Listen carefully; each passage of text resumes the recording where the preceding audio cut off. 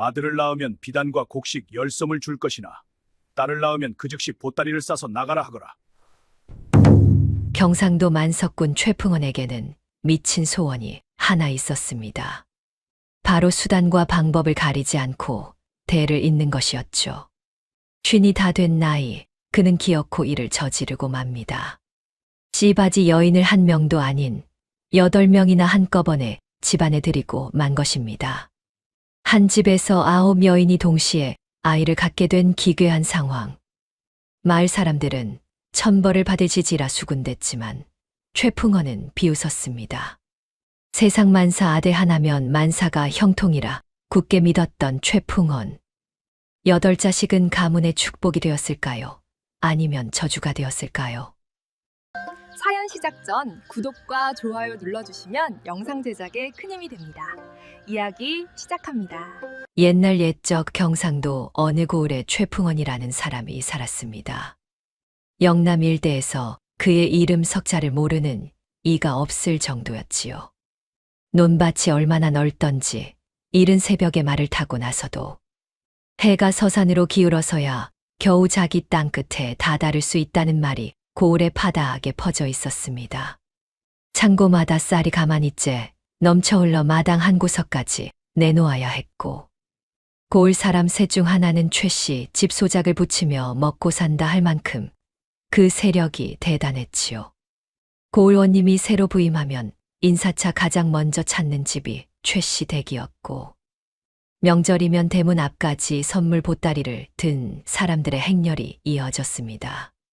그런데 이 만석군 최풍원에게 딱 한 가지 못마땅한 것이 있었으니 쉰이 다 되도록 아들 하나 없다는 것이었습니다.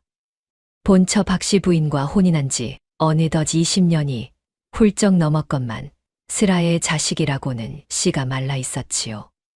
최풍원은 밤마다 사랑채에 홀로 앉아 멍하니 등잔불을 바라보다 긴 한숨을 내뱉곤 했습니다. 이 많은 재산을 두고 눈을 감으면 조상 얼굴을 뵐 수가 없겠구나. 그 탄식이 어찌나 깊고 무겁던지 곁을 지키던 하인이 고개를 떨구고 슬그머니 자리를 피할 정도였지요. 처음에는 이름난 명산대차를 찾아다니며 불공을 들였습니다. 용하다는 무당을 불러들여 굿판을 사흘 밤, 나흘 낮 버리기도 했고, 먼 고을에서 약손이 좋다는 의원을 수소문해 탕약을 지어다 먹기도 했지요. 그러나 하늘은 좀처럼 뜻을 굽히지 않았고 세월만 소리 없이 흘렀습니다. 쉰이 코앞에 닥치자 최풍원의 마음속에서 무언가가 뚝하고 끊어지는 것 같았지요. 기다림이 체념으로 체념이 다시 지독한 고집으로 굳어지는 데는 그리 오랜 시간이 걸리지 않았습니다.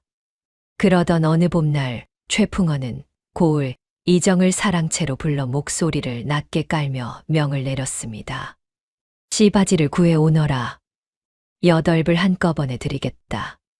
이정은 그 말에 눈을 크게 뜨고 입을 반쯤 열었으나 최풍원의 굳게 닫힌 얼굴 앞에서는 아무 말도 나오지 않았지요. 최풍원은 거기서 멈추지 않고 담담하게 덧붙였습니다. 아들을 낳으면 비단과 곡식 10섬을 상으로 내리겠다. 딸을 낳으면 그 즉시 내보낼 것이니 그리 알아라. 소문은 바람보다 빠르게 고을 안팎으로 퍼졌습니다. 영감이 무슨 자식 복을 바라겠느냐 하고 혀를 차는 이도 있었고, 저 재산 한 줌이라도 얻을 수 있다면야 하며 솔깃해하는 이도 있었지요. 보리 이삭이 여물어 가던 어느 봄, 아침 씨바지 8비 각자 작은 보따리 하나씩을 옆에 끼고 최씨 대문을 줄지어 넘어 들어왔습니다. 최풍원은 그 행렬을 사랑채 마루에 팔짱을 낀 채 조용히 내려다보았지요. 그 눈빛 속에는 오랜 결핍에서 비롯된 서늘하고 완강한 욕심이 가득 들어차 있었습니다. 박씨 부인은 그 광경을 안채 창문 너머에서 말없이 지켜보았습니다. 오래도록 한자리에 서 있다가 이윽고 창호지 문을 조심스럽게 닫았지요. 그 방 안이 얼마나 조용했던지 봄바람조차 감이 들어오지 못할 것 같았습니다. 씨바지들이 들어온 지 채 2달도 되지 않은 어느 날 아침이었습니다. 안채를 드나들던 친모가 박씨 부인의 안색이 평소와 다르다며 눈치 빠른 하녀에게 속삭였지요. 박씨 부인은 사흘째 아침 수라를 밀어내고 냄새에 민감하게 반응하며 방 안에서 좀처럼 나오지 않고 있었습니다. 하녀가 살며시 여쭙자 박씨 부인은 그냥 몸이 좀 무겁구나 하며 대수롭지 않게 넘겼지요. 그러나 친모의 직감은 달랐습니다. 오랫동안 여인들의 곁을 지켜온 사람만이 알아챌 수 있는 기운이 박씨 부인의 몸에서 느껴졌기 때문이었지요. 결국 의원이 불려왔습니다. 의원은 박씨 부인의 맥을 짚더니 잠시 눈을 감고 손가락에 집중했지요. 그 짧은 침묵이 방 안에 있는 모두의 숨을 조여들게 했습니다. 의원은 이윽고 눈을 뜨더니 천천히 입을 열었지요. 경사가 났습니다. 태기가 있으시옵니다. 소식은 화살처럼 사랑채로 날아갔습니다. 최풍원은 처음에 다시 한 번 말해보아라 하고 되물었지요. 의원이 다시 한 번 같은 말을 하자 최풍원은 한동안 아무 말도 하지 않았습니다. 그러다 자리를 박차고 일어나 허허허 하고 크게 웃음을 터뜨렸지요. 평생 인색하기로 소문난 자린고비가 그날만은 곳간을 여러 하인들에게 떡과 술을 실컷 먹였을 정도였습니다. 최풍원은 이 모든 것이 씨바지 8불 들인 정성덕이라고 굳게 믿었습니다.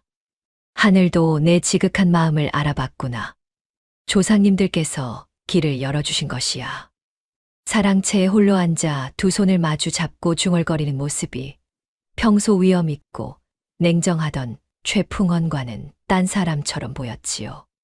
씨바지들 사이에서도 술렁임이 일었습니다. 안채에 들어오는 것조차 눈치를 봐야 했던 박씨 부인이 갑자기 이 댁의 중심이 될지도 모른다는 사실이 저마다 마음 한구석을 복잡하게 했지요. 어떤 이는 아이고 마님이 경사를 먼저 치셨네 하며 겉으로는 웃어 보였고 어떤 이는 방 안에서 조용히 제 배를 어루만지며 입술을 깨물었습니다. 박씨 부인은 정작 소란스럽지 않았습니다. 오랫동안 기다려 온 일이었건만 기쁨을 크게 드러내지 않았지요. 친모가 마님 이제 좋은 날이 오셨습니다 하며 눈물을 글썽이자 박씨 부인은 가만히 그 손을 잡아주며 조용히 웃었습니다. 그 웃음 속에 30년의 세월이 고스란히 담겨 있는 것 같았지요. 기쁨인지 안도인지 아니면 그 둘 다인지 박씨 부인 자신도 알 수 없었을 것입니다.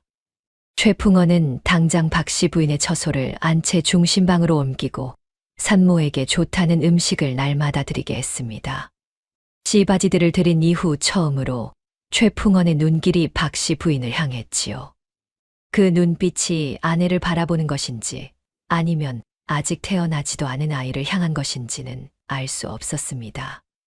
다만 분명한 것은 최 씨 대간에 모처럼 따뜻한 기운이 감돌기 시작했다는 것이었지요.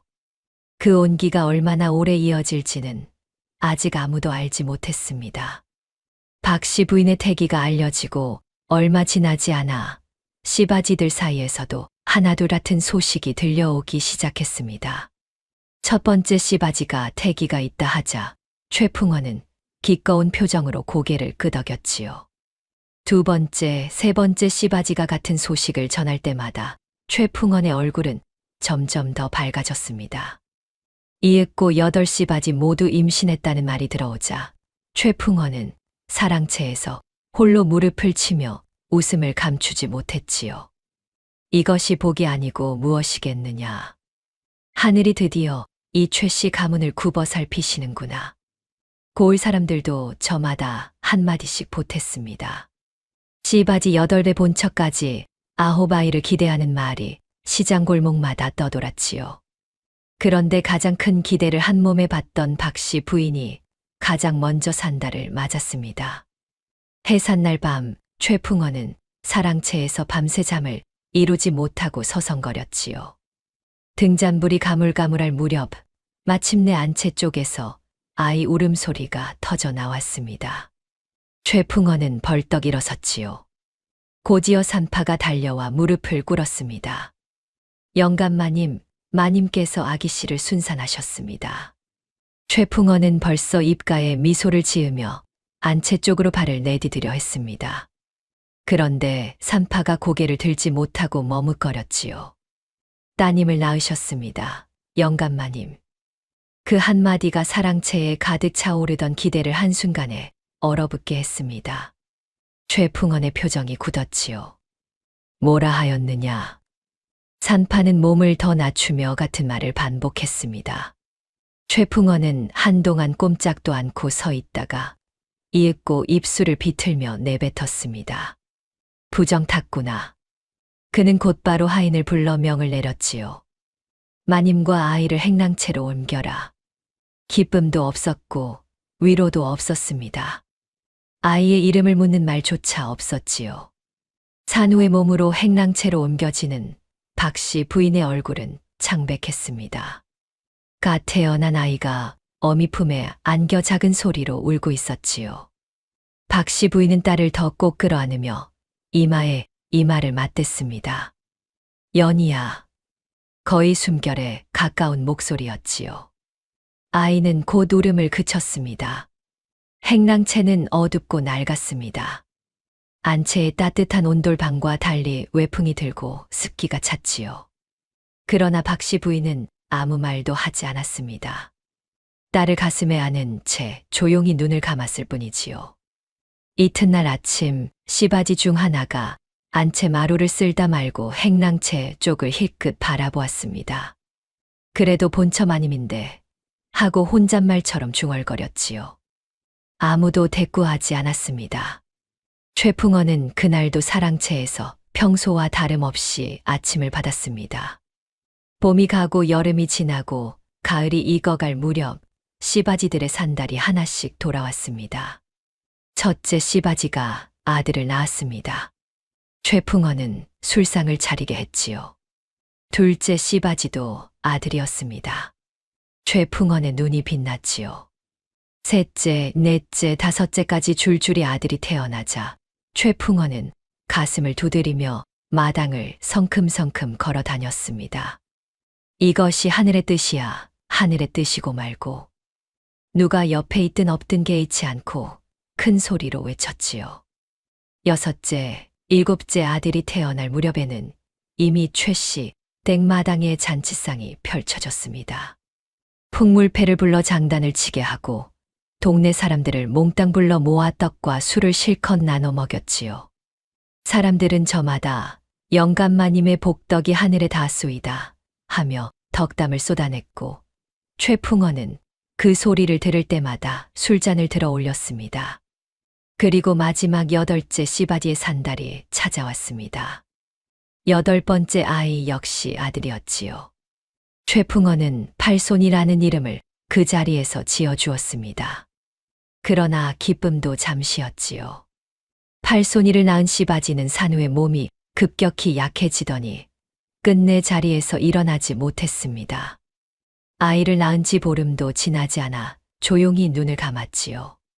최풍원은 씨바지의 장례를 치르도록 명은 내렸으나 그날도 최씨 댁의 잔치집 분위기는 크게 사그라들지 않았습니다. 팔손이는 그렇게 어미 없이 세상에 남겨졌습니다. 형들보다 한 뼘씩 아래에서 태어난 아이였지요. 유모의 손에서 자랐고 형들이 뛰고 소리 지르며 노는 마당에서도 혼자 구석에 앉아 조용히 마당 흙을 만지곤 했습니다. 말이 늦은 것도 총기가 없는 것도 아니었지만 팔손이는 일찍부터 먼저 나서는 법이 없었지요. 형들 사이에서 눈치를 읽고 분위기를 살피고 조용히 물러서는 것이 어느새 몸에 배었습니다. 아들 8을 차례로 얻은 최풍원은 3일 낮 3일 밤을 쉬지 않고 풍악을 울렸습니다. 멀리서 소문을 듣고 찾아온 손님들까지 모두 먹이고 재웠지요. 최풍원은 8 아들을 제 금지옥엽으로 삼아 장차 이 아이들이 최씨 가문을 더 크게 일으킬 것이라 굳게 믿었습니다. 아들 하나하나에게 좋은 이름을 붙이고 나이가 차면 서당에 보내고 반드시 훌륭하게 키우리라 마음먹었지요. 그러나 행랑채에는 잔치 소리가 들어가지 않았습니다. 박씨 부인은 딸 연희를 무릎에 앉힌 채 행랑채 문 너머로 새어 나오는 풍악 소리를 조용히 듣고 있었지요. 마당 가득 웃음이 넘치는 그 밤에 행랑채 안에는 등잔 하나만이 가만히 타오르고 있었습니다. 행랑채에서의 세월은 느리고 고단했습니다. 연희가 서너 살이 되었을 무렵에도 최풍헌은 딸과 박씨 부인의 안채로 불러들이지 않았습니다. 아들 8은 날마다 새 옷을 해입고 넉넉한 밥상을 받았지만 행랑채에는 하루 2끼 수수밥과 된장국이 전부였지요. 그래도 박씨 부인은 연희 앞에서 내색하지 않았습니다. 밥그릇을 내밀 때도 밤새 기워 입힌 저고리 옷고름을 메어줄 때도 언제나 조용히 웃어 보였지요. 연희가 5살 되던 해 겨울, 박씨 부인은 결심을 하나 굳혔습니다. 서당 근처에는 얼씬도 못할 계집아이가 무얼 배우겠느냐고 할지 몰라도 박씨 부인에게는 한 가지 믿는 구석이 있었습니다. 친정 아버지가 부지런한 학자였던 덕에 어릴 적 박씨 부인 본인도 몰래나마 글자를 익힌 터였지요. 남자들의 것이라 여겨지는 학문이었지만 친정 아버지는 딸이라도 글을 알면 세상을 더 넓게 본다며 어린 박씨 부인의 손에 붓을 쥐어 주었습니다. 그 배움이 이제 연희에게 닿을 차례였지요. 박씨 부인은 낮에는 결코 가르치지 않았습니다. 누군가의 눈에 띄는 것이 두려웠기 때문이지요. 밤이 깊어 마당 불빛이 모두 꺼지고 나서야 촛불 하나를 켜고 손가락으로 마루 바닥에 글자를 하나씩 그어 보였습니다. 연희야, 이것은 하늘천이야. 이건 땅지야. 연희는 졸린 눈을 비비면서도 고개를 내밀고 어미의 손가락을 따라 눈동자를 움직였지요. 한 글자를 알려주면 다음 날 밤에는 어김없이 기억하고 있었습니다. 박씨 부인이 가르쳐 줄 수 있는 것을 모두 쏟아내는 데는 2해가 채 걸리지 않았지요. 연희는 거기서 멈추지 않았습니다. 아들들이 마당에 팽개친 책을 주워들고 행랑채로 가져왔지요. 어미에게 배운 글자들로 문장을 하나씩 읽어나가며 스스로 뜻을 헤아리고 연결해 나갔습니다.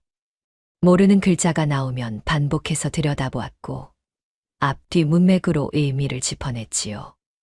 7살 무렵에는 이미 웬만한 문장을 소리 없이 읽어낼 수 있었습니다.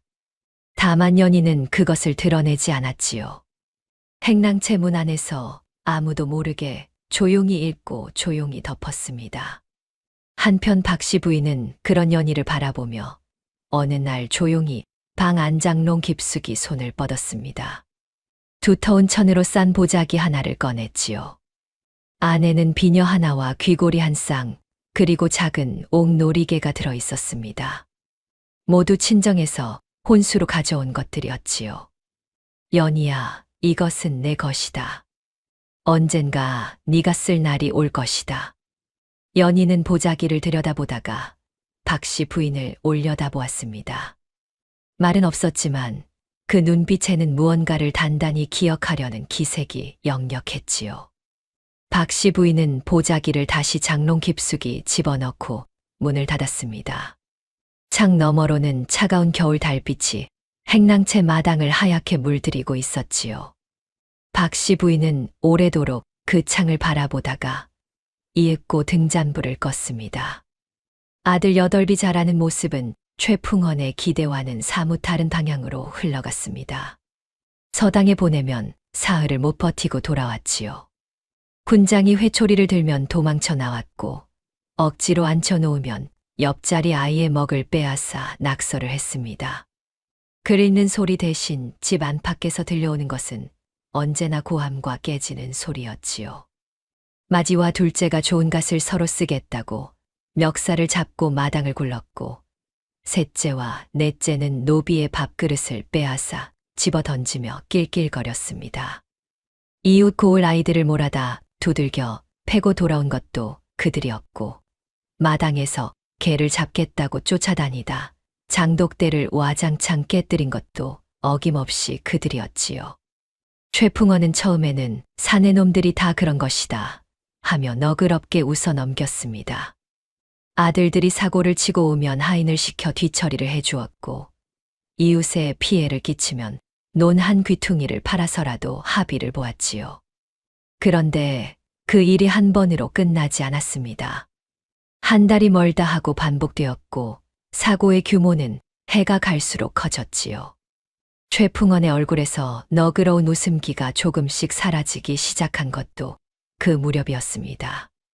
그러나 입으로는 여전히 나이가 들면 철이 든다는 말을 반복했지요. 그 말이 아들들을 향한 것인지 아니면 제 자신을 달래는 것인지는 알 수 없었습니다. 그나마 팔손이만은 달랐습니다. 형들이 마당을 뒤집어 놓는 동안 팔손이는 언제나 먼 발치에서 그 광경을 바라보았지요. 마음이 불편한 듯 고개를 돌리다가도 형들의 기세에 눌려 아무 말도 하지 못하고 그 자리에 서 있었습니다.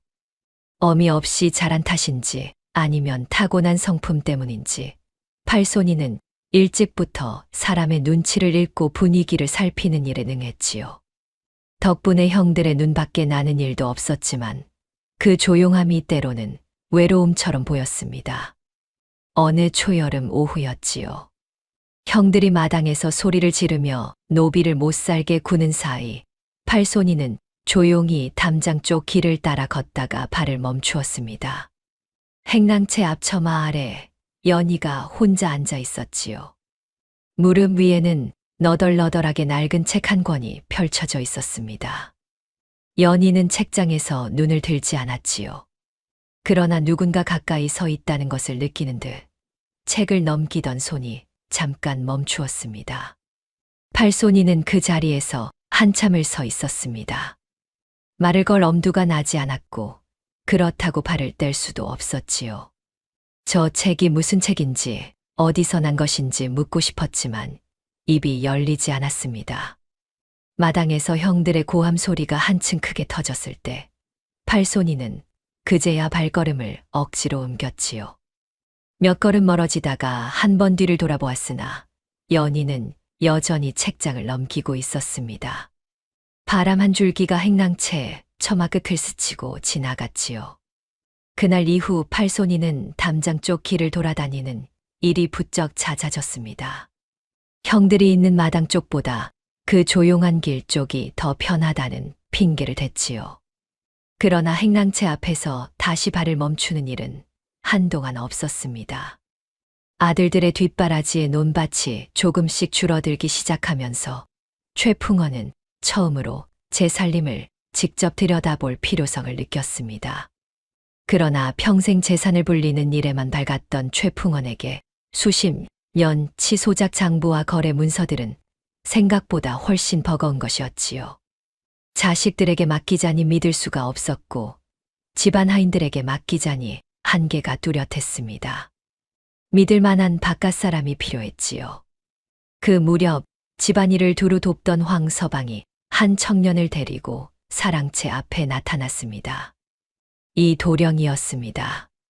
고향이 인근 고을이라 하나 집안은 변변찮았고 외양도 특별히 눈에 띄는 구석이 없는 청년이었지요.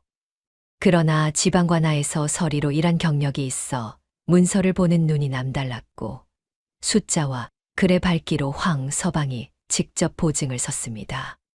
황서방은 최풍원의 귀에 살짝 몸을 기울이며 속삭였지요.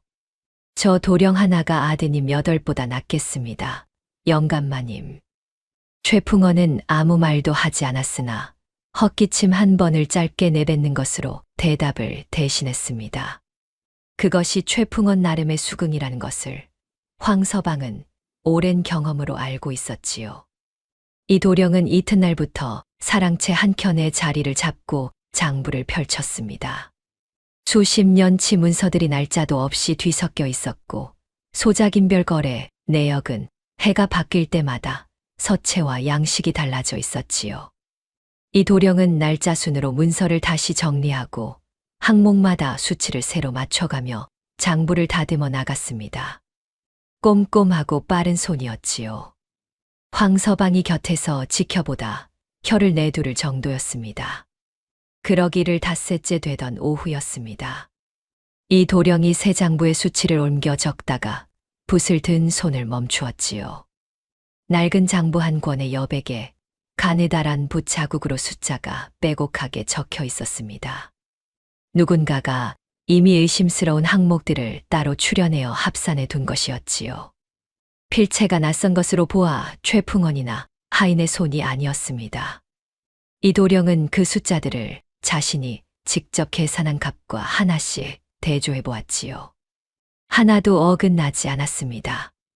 오히려 자신이 미처 짚어내지 못한 항목까지 빠짐없이 표시되어 있었지요. 이 도령은 잠시 붓을 내려놓고 그 여백을 가만히 들여다보았습니다. 이것을 적은 손이 어떤 손인지, 어떤 눈으로 이것을 읽어냈는지 궁금했지만 입 밖으로 묻지는 않았지요. 황서방을 슬쩍 불러 물었습니다. 행랑채에 계신 분이 누구십니까? 황서방은 잠시 머뭇거리다가 짤막하게 대답했지요. 박씨 마님과 따님이 계십니다. 이 도령은 더 캐묻지 않았습니다. 그저 장부를 다시 펼치고 미처 표시되지 않은 의심스러운 항목들 옆에 붓으로 가는 동그라미를 하나씩 쳐나갔지요. 그날 저녁 늦게 담장 아래로 바람이 불었습니다. 행랑채 쪽에서 낮고 조용한 글 읽는 소리가 실바람처럼 흘러왔지요. 이 도령은 붓을 들다 말고 그 소리 쪽으로 잠시 귀를 기울였습니다. 어린아이의 목소리라기엔 너무 또렷하고 어른의 목소리라기엔 너무 조용한 소리였지요. 이 도령은 이내 시선을 장부 위로 내렸습니다. 그러나 그날 밤 장부를 덮고 자리를 정리하면서도 그 소리가 귓가에서 쉽게 지워지지 않았지요. 15이 된 연희는 조용히 보는 아이였습니다. 행랑채를 드나드는 사람들의 발소리만 들어도 누구인지 알았고 안채 쪽에서 흘러나오는 말소리를 통해 집안 사정을 두루 꿰고 있었지요. 아들들이 사고를 쳐 논을 팔아 합의금을 댄다는 것도, 소작인이 바뀌면서 거래 조건이 슬그머니 달라졌다는 것도 연희의 귀에는 모두 닿아 있었습니다. 그러나 연희는 그 어떤 말도 입 밖에 내지 않았지요. 행랑채 처마 아래 앉아 책을 읽거나 박씨 부인 곁에서 바느질을 돕거나 아무 기색 없이 하루를 보냈습니다. 그 조용함이 무심함처럼 보였지만 사실 연희의 눈과 귀는 한시도 쉬지 않고 있었지요. 그런 연희가 어느 날 박씨 부인에게 조심스럽게 말을 꺼냈습니다. 어머니, 아들들이 받아가는 돈이 장부에 적힌 것보다 훨씬 많습니다. 박씨 부인은 바느질하던 손을 멈추었지요. 연희는 나직하게 덧붙였습니다. 석 달치만 따져 보아도 논 한 마지기 값을 훌쩍 넘습니다. 이대로 가면 곳간이 버티질 못할 것입니다. 박씨 부인이 어떻게 알았느냐고 묻자 연희는 아들들이 마당에 버리고 간 장부 조각들을 주워 모아 맞춰 보았다고 했지요. 박씨 부인은 한동안 말없이 무릎 위에 바느질감을 내려다보았습니다. 30년을 이 집에서 살아왔지만 살림의 속내를 이렇게 또렷하게 꿰뚫어 본 것은 처음이었지요. 딸의 말이 틀렸다고 느껴지지 않았습니다. 천천히 고개를 끄덕이며 연희의 손을 한번 가만히 잡았다가 놓았지요.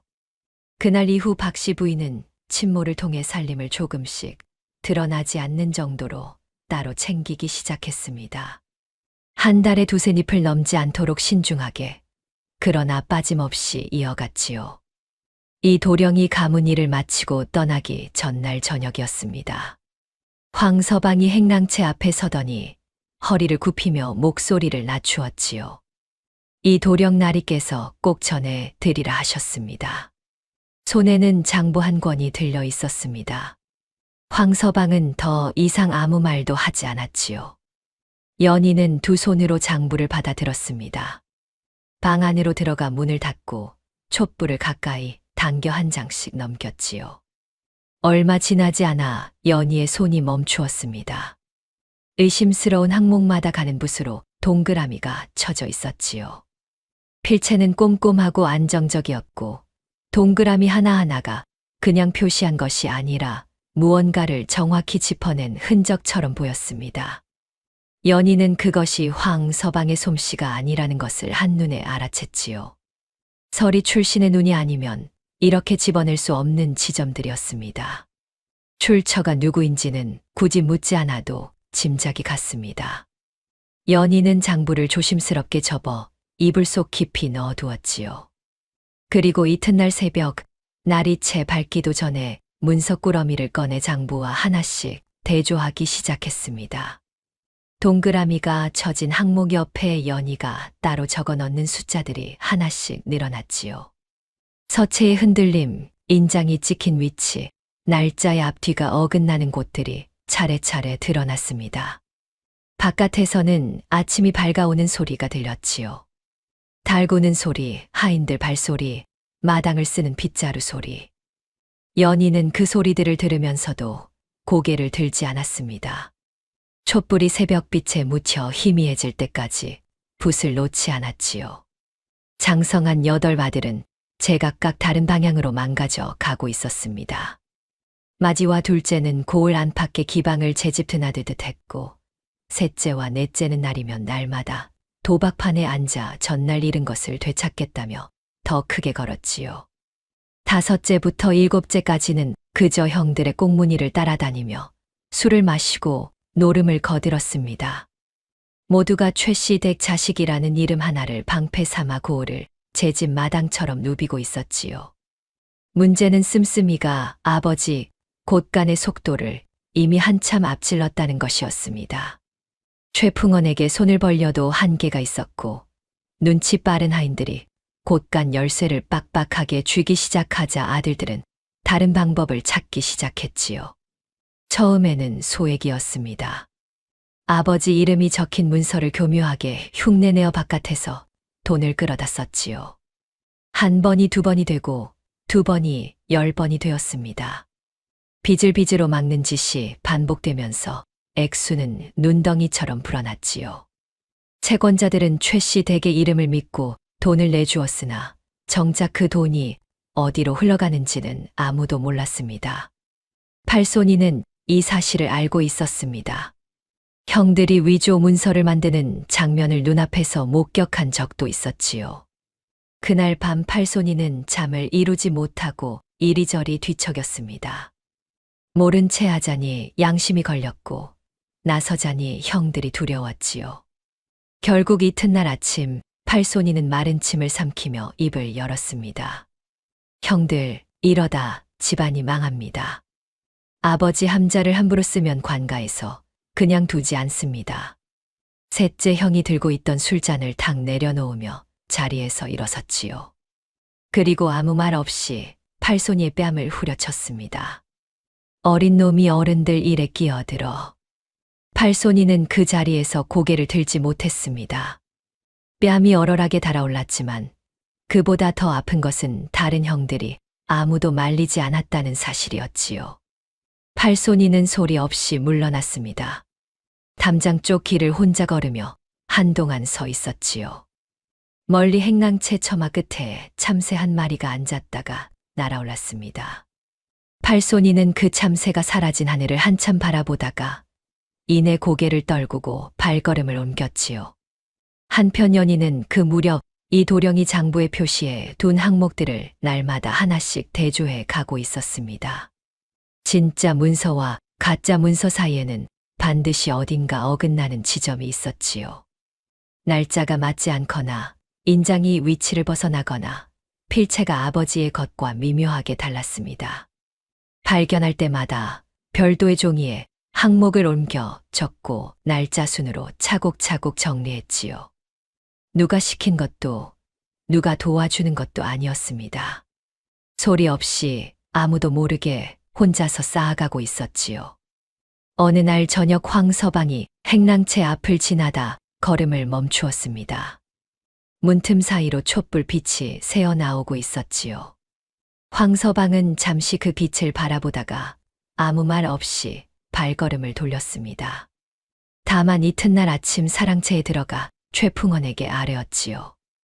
영감마님, 아드님들이 바깥에서 이름을 함부로 빌려 쓰고 있다는 소문이 파다합니다. 최풍원은 잠깐 눈살을 찌푸렸다가 이내 손을 저었지요. 설마 그럴 리가. 황서방은 더 말을 잇지 않았습니다. 고개를 숙이고 물러서며 오늘 밤도 행랑채 촛불이 늦게까지 꺼지지 않을 것이라는 사실을 마음속으로만 헤아렸지요. 기울기 시작한 살림은 좀처럼 멈추지 않았습니다. 한때 만석군이라 불리던 최 씨 댁의 논밭이 반토막으로 줄어들었지요. 해마다 명절이면 선물 보따리를 들고 줄을 서던 사람들의 발길이 어느새 뜸해졌고 곳간에 쌓이던 쌀가마니 수도 눈에 띄게 줄었습니다. 고을 사람들은 수군거렸지요. 최 씨 댁이 기울어 가는구나. 아직 드러내놓고 말하는 이는 없었으나 눈치 빠른 소작인들은 이미 슬그머니 거리를 두기 시작했습니다. 오랫동안 최 씨 댁의 이름 하나로 돌아가던 것들이 조용히 흔들리고 있었지요. 최풍원은 그 사실을 모르지 않았습니다. 아들들이 하는 짓을 전혀 알지 못한 것도 아니었지요. 그러나 제 손으로 키운 금지옥엽이 가문을 좀먹고 있다는 현실을 최풍원의 자존심은 끝까지 받아들이기를 거부했습니다. 아직 젊어서 그런 것이다. 나이가 들면 철이 드는 법이야. 아들 중 누가 사고를 쳐도 얼마나 큰 돈이 빠져나가도 같은 말을 반복했지요. 그 말을 가장 많이 믿은 것은 결국 최풍원 자신이었습니다. 그러다 어느 가을날 아침이었지요. 최풍원이 사랑채에서 자리를 털고 일어서다가 갑자기 한쪽 다리에 힘이 빠지면서 그대로 쓰러졌습니다. 하인이 달려와 부축했고 의원이 급히 불려왔지요. 의원은 맥을 짚고 눈을 감은 채 한동안 아무 말도 하지 않았습니다. 그 침묵이 방 안을 무겁게 눌렀지요. 이윽고 의원이 천천히 눈을 떴습니다. 중풍입니다. 당분간 절대로 자리에서 일어나셔서는 안 됩니다. 말이 어눌해졌고 오른손을 마음대로 쓰기가 어려워졌지요. 한때 고을을 호령하던 목소리가 꺼져가는 등잔 심지처럼 가늘어졌습니다. 소식을 들은 아들들이 하나둘 모여들었지요. 아버지의 안색을 살피는 척 들어왔으나 저마다의 눈은 방 한켠에 쌓인 문서 상자 쪽으로 먼저 향했습니다. 최풍원은 침상에 누운 채로 그것을 보았지요. 말을 할 수가 없었습니다. 아들들이 낮은 목소리로 수군거리는 소리, 문서 상자를 누가 맡을 것인지 신경전을 벌이는 소리가 고스란히 귀에 들어왔지요. 최풍원은 입술을 움직이려 했으나 소리가 나오지 않았습니다. 손을 들어 올리려 했으나 손가락만 가늘게 떨렸지요. 그 무력함이 통증보다 더 깊이 파고들었습니다. 아들들이 저마다 제 방으로 물러간 밤이었지요. 방 안이 조용해지자 최풍원은 힘겹게 고개를 돌렸습니다. 창호지 문 너머로 행랑채 쪽 불빛이 희미하게 새어 들어왔지요. 오래도록 한 번도 제대로 바라보지 않은 방향이었습니다. 최풍원은 그 불빛을 바라보며 눈을 천천히 깜빡였지요. 저 불 아래서 무슨 일이 벌어지고 있는지, 지금 이 순간에도 누가 깨어 있는지 최풍원은 알지 못했습니다. 다만 저 불빛이 오늘 밤 처음이 아니라는 것만은 어렴풋이 느꼈지요. 입술이 작게 움직였지만 소리는 끝내 방 안의 어둠 속으로 사라졌습니다. 행랑채에서는 그날 밤도 촛불이 오래 꺼지지 않았습니다. 연희가 문서를 펼쳐놓고 앉아 있었지요. 최풍원이 쓰러졌다는 소식을 들었으나 행랑채 문을 나서지는 않았습니다. 다만 평소보다 조금 더 오래 그리고 조금 더 조심스럽게 붓을 들고 있었지요. 촛불이 다 타들어가 심지가 거무스름하게 꺾일 무렵에야 연희는 문서를 접어 이불 속에 넣고 조용히 눈을 감았습니다. 최풍원이 쓰러졌다는 소식은 하루가 채 지나기도 전에 아들 8배 귀에 모두 닿았습니다. 맞이부터 7째까지가 차례로 사랑채로 모여들었지요. 아버지의 얼굴을 들여다보는 시간은 짧았습니다. 저마다 눈이 향하는 곳은 따로 있었지요. 방 한켠에 놓인 문서 상자였습니다. 소장 문서, 땅 문서, 거래 장부가 담긴 그 상자는 최 씨 가문의 재산 목록 그 자체였지요. 아들들은 아버지가 누운 방에서 목소리를 낮추는 신용만 했을 뿐 금세 상자를 누가 맡을 것인지를 두고 신경전을 벌이기 시작했습니다. 형이 맞이라고 다 가져가면 우리는 뭐가 되는 거요? 내가 그동안 집안에서 얼마나 고생한 줄 아시오. 처음에는 눈치를 보며 낮게 오가던 말이 점점 높아졌지요. 급기야 셋째와 넷째가 상자 손잡이를 각자 틀어쥐고 잡아당기기 시작했고 마지가 끼어들며 셋째의 손을 쳐냈습니다. 방 안이 순식간에 난투극으로 변했지요. 최풍원은 그 모든 것을 침상에 누운 채로 바라보았습니다. 말은 나오지 않았고 손은 올라가지 않았지요. 눈만이 천장과 아들들 사이를 오가며 가늘게 떨렸습니다. 팔손이는 방문 밖에 서 있었습니다. 문 안에서 들려오는 소리에 발을 동동 굴렀지요. 들어가야 한다는 것을 알면서도 저 난장판 속에 뛰어들 용기가 나지 않았습니다.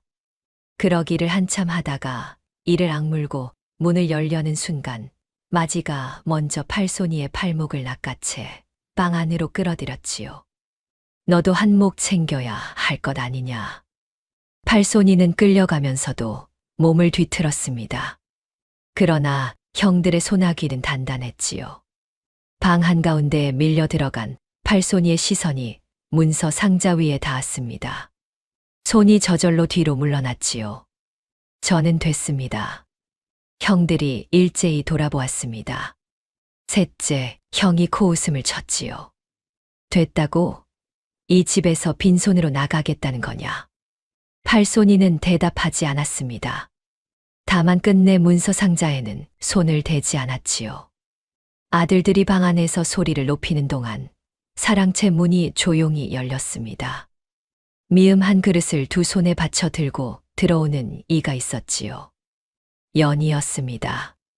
아들들은 연희를 보고도 흘끔 한번 바라볼 뿐 거들떠보지 않았습니다. 연희는 그 사이를 조용히 지나 최풍원의 침상 곁에 무릎을 꿇었지요. 그릇을 상 위에 내려놓고 숟가락을 들어 미음을 한술 떠서 최풍원의 입가에 가져다 댔습니다. 최풍원은 처음에는 반응이 없었지요. 그러다 천천히 입술을 열고 미음을 삼켰습니다. 연희는 아무 말도 하지 않았지요. 그저 다음 술을 뜨고 또 다음 술을 떴습니다. 방 안에서 형들의 다툼이 이어지는 동안 최풍원의 눈은 연희의 손을 따라가고 있었지요. 숟가락을 쥔 손, 그릇을 받쳐 든 손, 흘린 미음을 수건으로 닦아내는 손. 아무 말도 아무 표정도 없이 그저 그 일을 하는 손이었습니다. 최풍원은 눈을 깜빡였지요. 그 눈에서 무언가가 천천히 흘러내렸습니다. 눈물인지 알 수 없을 만큼 가는 줄기였지요. 연희는 보지 못한 척 다음 술을 떴습니다. 아들들이 사랑채에서 문서 상자를 두고 날마다 으르렁거리는 동안 최풍원의 대소변을 받아내고 미음을 쏘어 오는 이는 오직 연희뿐이었습니다.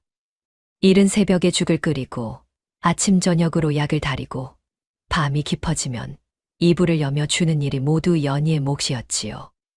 박씨 부인이 거들고 싶어도 제 몸이 성치 않아 자주 나서지 못했고 하인들은 아들들의 눈치를 보느라 사랑채 근처를 꺼렸습니다. 연희는 그 모든 일을 묵묵히 혼자 해나갔지요. 최풍원은 말은 못해도 눈은 살아 있었습니다. 연희가 약사발을 들고 들어올 때, 이불을 고쳐 덮어줄 때, 촛불 심지를 돋울 때 그 눈이 연희의 손을 쫓았지요.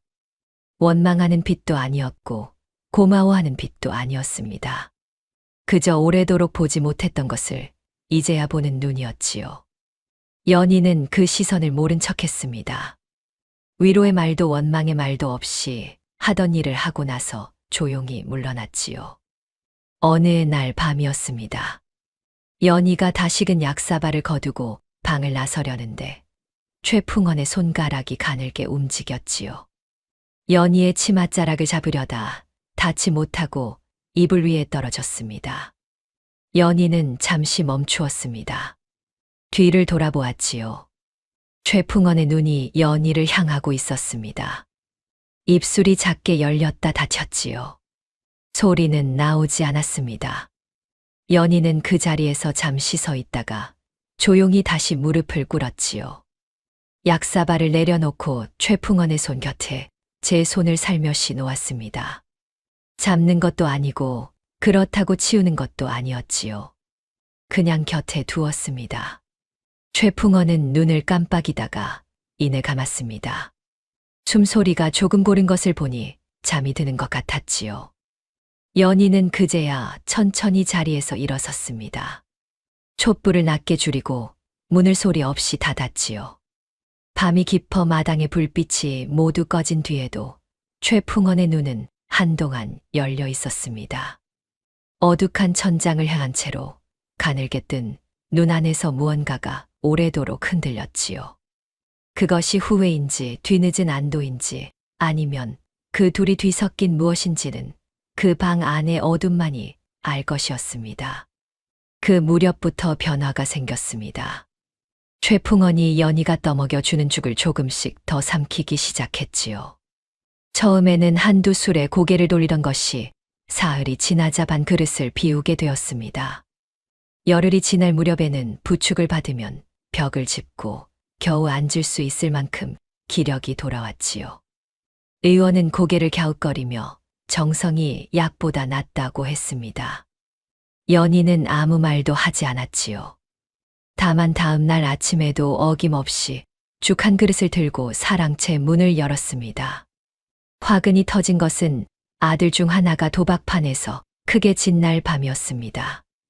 평소에도 빚이 컸던 셋째가 그날 밤 노름판에서 잃은 돈은 그가 혼자 감당할 수 없는 규모였지요. 궁지에 몰린 셋째는 평소 거래하던 채권자를 찾아가 급히 돈을 꾸려 했습니다. 그러나 채권자는 이미 다른 아들들에게 빌려준 돈도 돌아오지 않고 있던 참이었지요. 이 채권자와 저 채권자 사이에 말이 오가기 시작했습니다. 최 씨 댁 아들들이 각자 다른 곳에서 같은 이름으로 돈을 끌어다 쓰고 있다는 사실이 드러나는 데는 그리 오랜 시간이 걸리지 않았지요. 채권자들은 밤새 머리를 맞대고 이튿날 새벽 관가에 함께 달려가 최 씨 댁을 고발했습니다. 포졸들이 들이닥친 것은 해가 채 뜨기도 전이었습니다. 대문이 쾅 열리고 마당으로 쏟아져 들어오는 발소리에 아직 잠결에 있던 아들들이 하나둘 방문을 열었지요. 상황을 파악한 것은 순식간이었습니다. 마지가 소리를 질렀지요. 짐 싸라, 어서. 첩들은 이미 귀중품을 품 안에 챙기며 뒷문 쪽으로 달려가고 있었습니다. 아들들은 제 보따리를 꾸리는데 정신이 없었지요. 칠손이가 짐을 싸다 말고 잠시 마당에 우두커니 서 있었습니다. 팔손이도 마당 한가운데서 발을 굴렀지요. 두 사람은 말없이 서로를 바라보았습니다. 그러나 마지가 달려와 두 사람의 팔목을 낚아채며 외쳤지요. 뭘 꾸물거리느냐, 어서 나와. 칠손이는 잡아 끄는 힘에 발이 떨어졌습니다. 팔손이는 잠시 버텼지요. 발이 떨어지지 않았습니다. 마당 안쪽을 한번 돌아보았지요. 행랑채 쪽이었습니다. 그러나 마지가 다시 한번 세게 잡아당겼고 팔손이는 결국 형들의 흐름에 떠밀려 대문을 넘어서고 말았습니다. 연희는 그 모든 장면을 행랑채 문 안에서 지켜보았습니다. 팔손이가 마당을 돌아보던 그 순간 두 사람의 시선이 잠깐 마주쳤지요. 팔손이의 눈에 어떤 빛이 있었는지 연희는 오래 들여다보지 않았습니다. 이미 해야 할 일이 있었지요. 아들들이 대문을 나서고 포졸들이 마당을 수색하는 혼란 속에서 연희는 조용히 이불 속에 손을 넣었습니다. 그동안 밤마다 차곡차곡 정리해 두었던 문서 묶음이 손에 잡혔지요.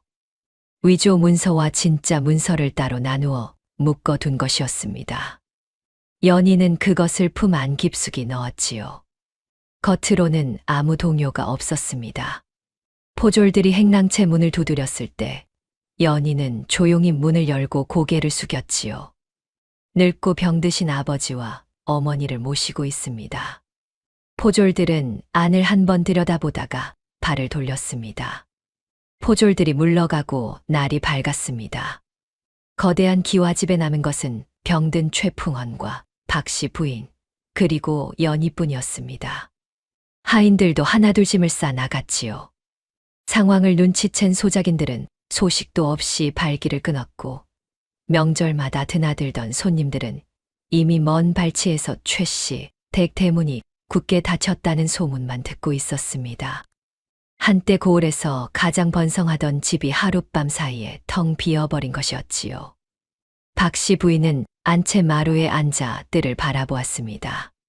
손에 아무것도 들지 않은 채로 그저 오래도록 앉아 있었지요.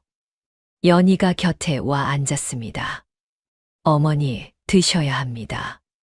박 씨 부인은 고개를 돌렸지요. 연희의 얼굴을 한동안 바라보다가 천천히 손을 들어 연희의 뺨을 가만히 감쌌습니다.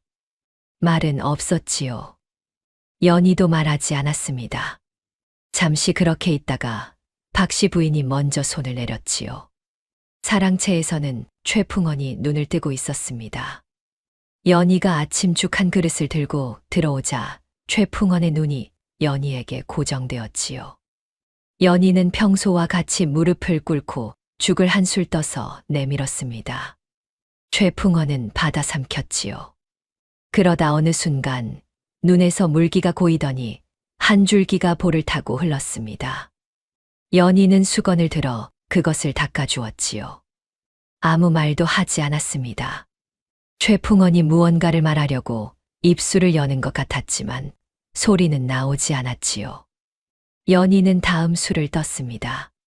죽 한 그릇을 다 비우고 나서 최풍원은 오래도록 연희의 손을 바라보았습니다. 아들들이 가장 먼저 한 일이 문서 상자였다면 연희가 가장 먼저 한 일은 죽 한 그릇이었지요. 최풍원은 그것을 알고 있었습니다. 입으로 말할 수는 없었지만 눈만은 분명히 알고 있었지요. 빈 집은 조용했습니다. 바람이 빈 마당을 가로질러 지나갔고 처마 끝에 매달린 풍경이 작은 소리를 냈지요. 연희는 사랑채를 나서며 뜰 안을 한번 둘러보았습니다. 잡초가 벌써 마당 귀퉁이에 올라오고 있었지요. 연희는 잠시 그것을 내려다보다가 이내 부엌 쪽으로 발걸음을 옮겼습니다. 오늘 저녁 죽을 끓일 쌀이 아직 남아있는지 확인해야 했지요.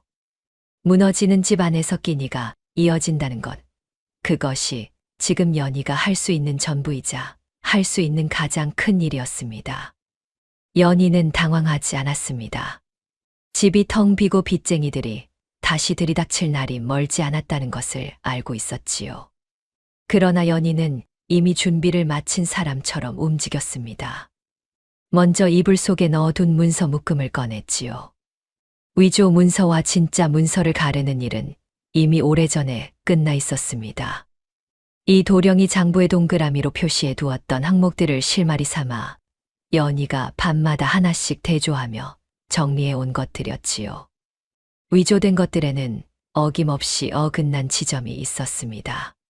최풍원의 손에서 나온 진짜 문서와 달리 위조 문서는 인장의 위치가 조금씩 벗어났고 날짜의 앞뒤가 맞지 않았으며 필체가 미묘하게 흔들렸지요. 연희는 그것들을 항목별로 나누고 날짜 순으로 배열하여 누가 보더라도 한눈에 가려낼 수 있도록 정리해 두었습니다. 그 위에 진짜 문서를 겹쳐 놓으면 차이가 더욱 선명하게 드러났지요. 그러나 연희는 한 가지를 잘 알고 있었습니다. 아무리 증거가 또렷해도 조선 땅에서 여자의 말은 관아에서 무게를 갖지 못했지요. 문서를 들고 나가 사또 앞에 무릎을 꿇는다 한들 그 자리에서 연희의 말이 받아들여질 가능성은 없었습니다. 증거를 증거로 만들어줄 사람이 필요했지요. 관아의 사정을 알고 문서의 진위를 공식적으로 가려낼 수 있으며 사람들이 믿어줄 이름이 있는 사람이어야 했습니다. 연희는 황서방을 불렀습니다. 방 안에 단둘이 앉아 조용히 말했지요. 황서방, 이 도령 나리께 연통을 넣어 주십시오. 제가 부탁드릴 것이 있습니다. 황서방은 연희의 얼굴을 한동안 바라보았습니다. 어린 계집아이라 여겼던 그 얼굴이 언제 이렇게 단단해졌는지 알 수 없었지요. 황서방은 결국 고개를 끄덕였습니다. 알겠습니다, 아기씨. 그 말에 연희는 작게 고개를 숙였지요. 황서방이 물러가고 나서 연희는 박씨 부인의 방으로 건너갔습니다. 장롱 깊숙이 손을 뻗었지요. 두터운 천으로 싼 보자기가 손에 잡혔습니다. 비녀와 귀고리, 옥놀이개, 그리고 박씨 부인이 조금씩 모아두었던 엽전 꾸러미였지요. 연희는 그것을 꺼내어 보자기를 다시 단단히 쌌습니다. 옆에는 박씨 부인이 손에 쥐어준 작은 땅 문서 한 장이 있었지요. 친정 아버지에게서 물려받은 것으로 아무에게도 알리지 않고 박씨 부인 이름으로 남겨둔 땅이었습니다. 연희는 두 가지를 나란히 놓고 바라보았습니다. 이것으로 버텨낼 수 있을지, 버텨낼 수 없다면 얼마나 버틸 수 있을지를 속으로 헤아렸지요. 겉으로는 조용했습니다. 손이 떨리지 않았고 눈빛이 흔들리지 않았지요. 다만 마지막으로 문서 묶음을 한 번 더 펼쳐들고 처음부터 끝까지 천천히 훑어보았습니다. 이 도령이 돌아오기 전에 한 군데도 빠진 것이 없어야 했지요. 바깥에서는 봄바람이 빈 마당을 쓸고 지나갔습니다. 처마 아래 처음 돋아난 풀잎 하나가 바람에 가늘게 흔들렸지요. 연희는 창 너머 그것을 한번 바라보고 다시 문서로 눈을 내렸습니다. 이 도령이 돌아온 것은 황서방이 연통을 넣은 지사흘째 되던 날 저녁이었습니다. 먼 길을 달려온 탓에 옷에 흙먼지가 앉아 있었지만 황서방이 사랑채 앞에서 그를 맞이했을 때 이 도령의 얼굴에는 지친 기색보다 단단한 기색이 먼저였지요. 황서방이 사정을 간추려 설명하는 동안 이 도령은 말없이 듣다가 한 가지만 물었습니다. 문서는 정리되어 있습니까? 황서방이 고개를 끄덕이자 이 도령은 그것으로 충분하다는 듯 더 묻지 않았지요. 빚쟁이들이 다시 들이닥친 것은 그 이튿날 아침이었습니다. 셋이었지요. 채권자 중 가장 큰 금액을 물린 자가 앞장섰고 나머지 둘이 그 뒤를 따랐습니다. 대문을 열고 들어서며 큰 소리를 놓으려던 찰나 마당에 이미 자리가 펼쳐져 있는 것을 보고 걸음이 멈추었지요. 마당 한가운데 낮은 상이 놓여 있었고 그 앞에 황서방과 이 도령이 나란히 앉아 있었습니다. 그리고 그 옆에 연희가 단정하게 앉아 있었지요. 빚쟁이들은 잠시 어리둥절한 얼굴로 서로를 바라보다가 자리에 앉았습니다. 이 도령이 먼저 입을 열었지요. 목소리는 조용했으나 또렷했습니다. 이 자리에 오시기 전에 먼저 확인하실 것이 있습니다. 이 도령은 상위의 문서 두 묶음을 가지런히 펼쳤지요. 위조 문서와 진짜 문서였습니다. 그리고 항목 하나하나를 짚어 나갔지요. 인장의 위치가 어긋난 것, 날짜의 앞뒤가 맞지 않는 것, 필체가 흔들리는 지점들이 차례차례 드러났습니다. 관아 서리 출신의 눈이 짚어내는 것이라 반박하기가 쉽지 않았지요. 빚쟁이들의 얼굴빛이 달라지기 시작했습니다. 그 틈을 연희가 놓치지 않았습니다. 조용히 앉아 있다가 처음으로 입을 열었지요. 지금 이 자리에서 집을 압류하시면 이 위조 문서 묶음이 고스란히 관가로 넘어갑니다. 그리 되면 채권자 나리들께서도 한 푼 건지기가 어려우실 것입니다. 빚쟁이들이 연희를 바라보았습니다. 어린 계집이 저 자리에 앉아 저런 말을 한다는 것에 당황한 기색이 역력했지요. 그러나 연희의 눈빛은 흔들리지 않았습니다. 박씨 부인 명의로 3년 안에 원금을 전부 갚겠습니다. 이자는 받지 않겠습니다. 빚쟁이들은 잠시 말이 없었습니다. 이 도령의 논거와 연희의 흔들림 없는 눈빛, 그리고 상위에 가지런히 놓인 위조 문서 더미를 번갈아 보았지요. 앞장서 온 채권자가 천천히 팔짱을 풀었습니다. 그리고 나머지 둘과 눈빛을 교환하더니 결국 고개를 끄덕였지요. 3년이요. 한 달이라도 어기면 그때는 없소. 연희는 조용히 고개를 숙였습니다. 그리하겠습니다. 빚쟁이들이 대문을 나서고 마당이 다시 조용해졌지요. 황서방이 길게 숨을 내쉬었습니다. 이 도령은 문서를 정리하며 연희 쪽을 바라보았지요. 연희는 이미 자리에서 일어나 문서 묶음을 거두고 있었습니다. 손이 떨리지 않았지요. 17챕터 회복의 시작과 뜻밖의 인연. 빚쟁이들과의 약속이 정해진 다음 날부터 연희는 움직이기 시작했습니다. 가장 먼저 한 일은 박씨 부인 명의로 남겨진 작은 땅 문서를 손에 쥐는 것이었지요. 아들들이 뒤지고 간 문서 상자 안에서 그것만은 처음부터 없었습니다. 연희가 이미 따로 빼두었기 때문이었지요. 그 땅은 작았지만 위치가 나쁘지 않았습니다. 인근 장터와 가까워 소출보다 임대로 수익을 올리는 쪽이 훨씬 나았지요. 연희는 황서방을 통해 그 땅의 작은 가게 자리를 내어주는 계약을 조용히 맺었습니다. 이 도령은 돌아가지 않았습니다. 연희가 따로 부탁한 것은 아니었지요. 다만 황서방이 넌지시 아직 할 일이 남아있지 않겠느냐고 했을 때 이 도령이 짐을 풀었습니다. 관아 인맥을 활용해 부당하게 부과된 세금 내역을 뒤지기 시작했지요. 아들들이 제멋대로 빌려 쓴 돈 가운데 일부는 세금 명목으로 관가에 흘러들어간 것도 있었습니다. 이 도령은 그것을 하나씩 짚어내어 억울하게 물린 것들을 돌려받을 근거를 마련했지요. 연희는 장부와 살림을 맡았습니다. 박씨 부인이 모아두었던 엽전 꾸러미와 폐물을 미천 삼아 가게에서 들어오는 수익을 차곡차곡 쌓아 나갔지요. 허투루 쓰이는 돈이 없었습니다. 한 잎을 쓸 때도 연희의 손을 거쳤고 수익이 들어올 때도 연희가 먼저 장부에 적었지요. 마을 사람들이 최 씨 댁에 사람이 생겼다는 말을 주고받기 시작한 것도 그 무렵이었습니다. 연희와 이 도령이 같은 공간에서 일하게 된 것은 자연스러운 수순이었습니다. 장부를 놓고 마주 앉아 수치를 맞추다 보면 날보다 눈빛이 먼저 오가는 일이 생겼지요. 이 도령이 항목을 짚으면 연희가 고개를 끄덕이고 연희가 수익 계획을 설명하면 이 도령이 관아 절차를 보태는 시기였습니다. 말이 필요 없을 때가 많았지요. 어느 날 저녁 장부를 덮고 각자 자리를 정리하다가 이 도령이 먼저 입을 열었습니다. 예전에 전해드린 장부 말입니다. 연희는 손을 멈추고 이 도령을 바라보았지요. 혹시 누구 손에서 온 것인지 짐작하셨습니까? 연희는 잠시 있다가 담담하게 대답했습니다.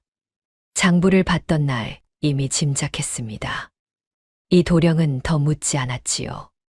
잠시 침묵이 흘렀습니다. 창 너머로 저녁 바람이 지나가며 등잔불이 한 번 흔들렸지요. 마을 사람들의 말이 달라지기 시작한 것은 그로부터 한 달도 되지 않아서였습니다. 최 씨 가뭄의 대를 잇는 건 8 아들이 아니라 저 딸 하나라는 말이 장터에서 흘러나왔지요. 황서방은 그 소문을 전하며 혀를 내두르다가 연희의 표정을 보고 멈추었습니다. 연희는 웃지도 않았고 손을 내젓지도 않았지요. 그저 장부를 한 장 더 넘겼습니다. 벽을 짚고 겨우 앉을 수 있게 된 최풍헌이 처음으로 밖을 내다본 것은 늦봄 어느 맑은 날 아침이었습니다. 연희가 문을 열어 바깥 공기를 들이고 부축하여 벽 쪽에 기대어 앉혔지요. 최풍헌은 한동안 마당을 바라보았습니다. 한때 잔칫소리와 풍악으로 가득했던 마당이 지금은 고요했지요. 잡초가 올라온 귀퉁이를 연희가 며칠 전에 뽑아낸 자리가 아직 흙이 드러나 있었습니다. 최풍헌은 그것을 오래 바라보았지요. 연희가 아침 밥상을 들고 들어왔습니다. 흰죽에 된장국 그리고 나물 한 접시였지요. 소박했지만 정갈했습니다. 연희가 상을 내려놓고 숟가락을 드는데 최풍헌이 갑자기 낮은 소리를 냈지요. 무슨 말인지 처음에는 알아듣기 어려웠습니다. 연희가 고개를 들자 최풍헌의 눈에서 눈물이 흘러내리고 있었지요. 어눌한 입술이 다시 움직였습니다. 내가 눈이 멀어 보배를 돌멩이로 여겼구나. 그 말이 끝나기도 전에 최풍헌의 어깨가 들썩였습니다. 병든 노인의 울음은 소리가 크지 않았지요. 그러나 그 떨림이 방 안 가득 건져 나왔습니다. 연희는 숟가락을 내려놓았습니다. 한동안 그 울음을 조용히 마주보다가 수건을 들어 최풍원의 뺨을 닦아주었지요. 말은 하지 않았습니다. 최풍원은 한참 동안 울었습니다. 그러다 눈물이 잦아들자 이번에는 황서방을 불러달라 했지요. 연희가 황서방을 데려오자 최풍원은 황서방에게 문서 하나를 받아쓰게 했습니다. 손이 자유롭지 않아 직접 쓰지 못하는 대신 입으로 내용을 불렀지요. 황서방의 붓이 천천히 움직였습니다. 최 씨 가문의 모든 권한을 연희에게 넘긴다는 내용이었지요. 그리고 가문의 혼사에 관한 내용이 한 줄 더 이어졌습니다.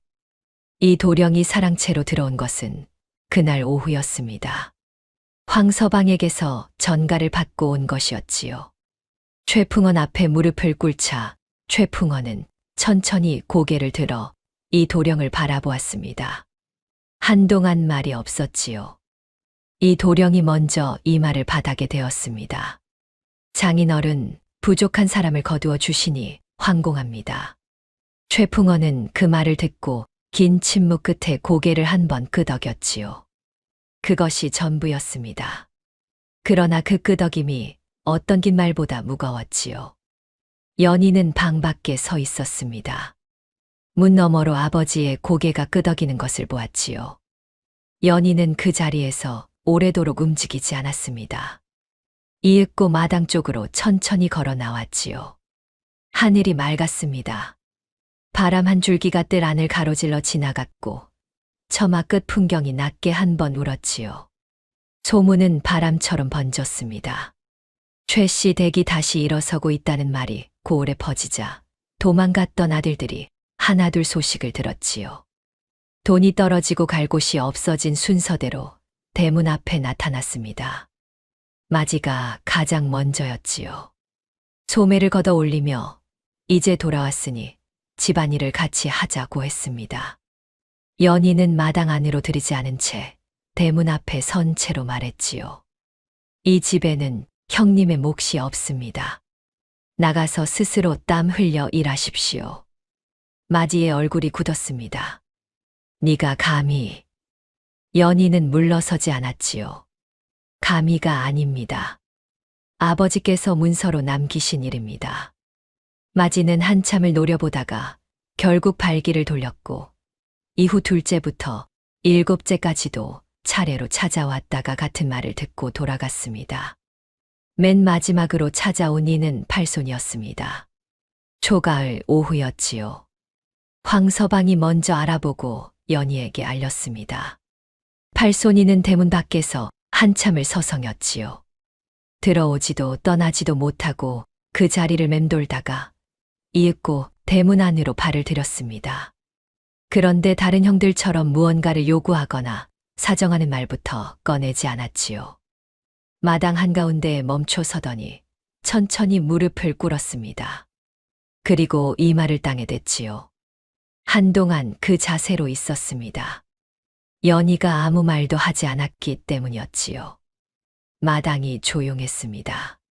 바람 한 줄기가 지나가며 팔손이의 옷자락을 건드렸지요. 이마를 들지 않은 채로 팔손이가 말을 꺼냈습니다. 그날 형들 곁에서 발을 뗐습니다. 목소리가 낮고 천천했지요. 말리지 못했고 버티지도 못했습니다. 그것이 부끄러워 이 자리에 올 면목이 없었습니다. 연희는 그 말을 들으며 팔손이를 바라보았습니다. 형들이 대문을 나서던 그 아침 마당을 돌아보던 팔손이의 눈빛이 떠올랐지요. 잠깐 마주쳤다가 사라졌던 그 눈빛이었습니다. 연희는 그것을 기억하고 있었지요. 말하지 않았을 뿐이었습니다. 일어나십시오. 연희가 말했습니다. 팔손이가 천천히 이 말을 들었지요. 흙이 묻어 있었습니다. 연희는 안으로 들어갔다가 작은 보자기 하나를 들고 나왔지요. 팔손이 앞에 내려놓았습니다. 열어보십시오. 팔손이가 보자기를 풀었습니다. 안에는 노자 몇 잎과 빈 장부 한 권이 들어 있었지요. 팔손이는 그것을 내려다보다가 연희를 올려다보았습니다. 눈이 붉어져 있었지요. 연희가 말했습니다. 그날 형님이 마당을 돌아보았습니다. 팔손이의 눈이 흔들렸지요. 연희는 담담하게 이어갔습니다. 저는 보았습니다. 발을 뗀 것보다 돌아본 것을 기억합니다. 팔손이는 입술을 꽉 깨물었습니다. 말이 나오지 않는 듯 했지요. 연희는 빈 장부를 손가락으로 가볍게 짚으며 덧붙였습니다. 장부는 스스로 채우십시오. 빈 장부는 부끄러운 것이 아닙니다. 아직 아무것도 쓰지 않았다는 뜻이니까요. 팔손이는 두 손으로 보자기를 받아들었습니다. 한동안 그것을 가슴에 안은 채로 고개를 숙이고 있었지요. 그러다 이윽고 연희를 향해 깊이 절을 올리고 천천히 돌아섰습니다. 대문을 나서는 발걸음이 흔들리지 않았지요. 연희는 그 뒷모습이 골목 모퉁이에서 완전히 사라질 때까지 움직이지 않았습니다. 이 도령이 어느새 곁에 와 있었지요. 나란히 서서 빈 대문을 바라보았습니다. 이 도령이 말없이 찻잔 하나를 연희 쪽으로 내밀었지요. 연희는 시선을 대문 너머에 둔 채로 두 손으로 잔을 받아 쥐었습니다. 따뜻했지요. 가을 햇살이 마당을 고요하게 채우고 있었습니다. 최풍원이 눈을 감은 것은 그 이듬해 겨울이었습니다. 마지막 날 아침 연희가 죽을 들고 들어왔을 때 최풍원은 눈을 뜨고 있었지요. 연희가 무릎을 꿇고 앉자 최풍원은 힘겹게 오른손을 들어 연희의 손 위에 얹었습니다. 손끝이 차가웠지요. 연희는 그 손을 두 손으로 감쌌습니다. 최풍원의 눈이 한 번 깊게 감겼다가 다시는 열리지 않았지요. 연희는 손을 놓지 않은 채로 한동안 그 자리에 앉아 있었고 이 도령이 조용히 문을 열고 들어와 곁에 무릎을 꿇었습니다. 장례를 마치고 봄이 왔습니다. 연희와 이 도령은 혼례를 올렸지요. 크지 않은 혼례였습니다. 마당에 멍석을 깔고 황서방이 앞에 서고 박씨 부인이 안채 마루에 앉아 지켜보았지요. 박씨 부인은 그날 처음으로 오래 소리 없이 울었습니다. 연희가 혼례복 고름을 매러 들어왔을 때 박씨 부인은 장롱에서 비녀 하나를 꺼내 연희의 머리에 직접 꽂아 주었지요. 오래전 행랑채에 장롱 깊숙이 넣어 두었던 그 비녀였습니다. 팔손이에게서 첫 번째 소식이 온 것은 이듬해 봄이었습니다. 먼 고을에서 작은 가게를 열었다는 짧은 편지와 함께 얼마 되지 않는 돈이 동봉되어 있었지요. 연희는 장부를 펼쳐 날짜와 금액을 적고 황서방 편에 말 한마디만 전했습니다. 장부는 잘 받았다고 하십시오. 그리고 답으로 빈 장부 한 권을 보냈지요. 아무 말도 적지 않은 채로였습니다. 그 뒤로 팔손이의 돈은 해마다 빠짐없이 왔지요. 처음에는 적었습니다. 그러나 해가 거듭될수록 조금씩 불어났지요. 흉년이 든 해에도 혹독한 겨울이 지난 해에도 단 한 입도 거르지 않았습니다. 편지의 내용도 조금씩 달라졌지요. 가게 이야기, 일꾼을 들인 이야기, 이웃 고을까지 물건을 대기 시작했다는 이야기였습니다. 어떤 해에는 어려운 이웃에게 외상을 주었다는 이야기, 혼자 사는 노인의 겨울을 거들었다는 이야기가 실려왔지요. 연희는 그 편지들을 날짜 순으로 장부 사이에 끼워 두었습니다. 답장은 쓰지 않았지요. 다만 빈 장부가 다 찼을 무렵 새 장부 한 권을 다시 황서방편에 보냈습니다. 그것이 연희의 답장이었지요. 마지막 잎을 가지고 팔손이가 직접 찾아온 것은 첫 편지로부터 여러 해가 지난 가을이었습니다. 황서방이 먼저 알아보고 연희에게 알렸지요. 대문 앞에 선 팔손이는 예전과 달랐습니다. 이전에 무릎을 꿇고 이마를 땅에 대던 그 모습이 아니었지요. 등이 고닫고 눈에 부끄러움 대신 무언가 단단한 것이 들어차 있었습니다. 손에는 작은 보따리 하나가 들려 있었지요. 연희가 마당으로 나왔습니다. 두 사람은 처음에 아무 말도 하지 않았지요. 팔손이가 보따리를 두 손으로 내밀었습니다. 마지막입니다. 연희는 그것을 받아들었지요. 무겁지도 가볍지도 않은 무게였습니다. 연희가 말했지요. 고생이 많으셨습니다. 팔손이는 고개를 저었습니다. 누이 덕에 시작할 수 있었습니다. 연희도 고개를 저었지요. 빈 장부를 채운 것은 형님 손입니다. 잠시 침묵이 흘렀습니다. 마당에 가을 햇살이 고요하게 내려앉아 있었지요. 팔손이가 천천히 마당 안을 둘러보았습니다. 손질된 뜰, 정갈하게 쌓인 장작, 잘 닫힌 곳간 문이 눈에 들어왔지요. 일어섰군요. 짧은 말이었습니다. 연희가 담담하게 받았지요. 형님도 일어서셨습니다. 팔손이의 입가에 처음으로 웃음 같은 것이 번졌습니다. 이 도령이 마루에서 내려와 팔손이 곁에 섰지요. 두 사람은 눈으로 인사를 나누었습니다. 황서방이 어느새 차 한 상을 들고 나왔지요. 넷이서 마당 한켠에 둘러앉아 차를 마셨습니다. 특별한 말은 없었지요. 날씨 이야기, 고을 이야기, 올해 소출이 나쁘지 않다는 이야기가 오갔습니다. 그러나 그 평범한 이야기들 안에 지나온 긴 세월이 조용히 담겨 있었지요. 팔손이가 자리에서 일어선 것은 해가 서쪽으로 기울기 시작할 무렵이었습니다. 연희가 배웅하러 대문 밖까지 나왔지요. 팔손이는 걸음을 옮기다가 한 번 뒤를 돌아보았습니다. 오래전 그 아침 대문을 나서며 마당을 돌아보던 것처럼이었지요. 그러나 이번에는 달랐습니다. 그때의 눈빛이 부끄러움과 두려움이었다면 지금의 눈빛은 그것과는 전혀 다른 것이었지요. 연희는 그 눈빛을 마주 보았습니다. 둘은 말 없이 고개를 한 번씩 숙였지요. 그것으로 충분했습니다. 팔손이의 뒷모습이 골목 모퉁이에서 사라지자 연희는 안으로 들어와 장부를 펼쳤습니다. 마지막 금액을 적고 팔손이의 이름 아래 줄을 하나 그었지요. 그리고 그 아래 작은 글씨로 한 줄을 더 적었습니다. 금액도 날짜도 아니었지요. 돌아보았던 사람, 그리고 일어선 사람.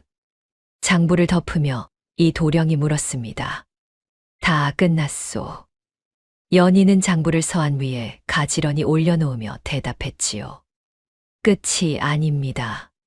각자 새로 시작한 것입니다. 훗날 그 고을에는 한 가지 이야기가 오래도록 전해졌습니다. 아들 여덟비 만석군 집안을 하룻밤 사이에 무너뜨렸고 그 집에서 돌멩이 취급을 받던 딸 하나가 다시 일으켜 세웠다는 이야기였지요. 그리고 그 이야기 끝에는 언제나 한마디가 더 붙었습니다. 버려진 것이 꽃이 되고 떠났던 것이 돌아와 열매가 된다고 했지요. 보배는 귀하게 태어나는 것이 아니라 스스로 귀해지는 자리를 찾아가는 것이라는 말이 그 고을 사람들 사이에 오래도록 남았습니다. 다음 영상을 빠르게 만나보시려면 좋아요와 구독을 눌러주세요.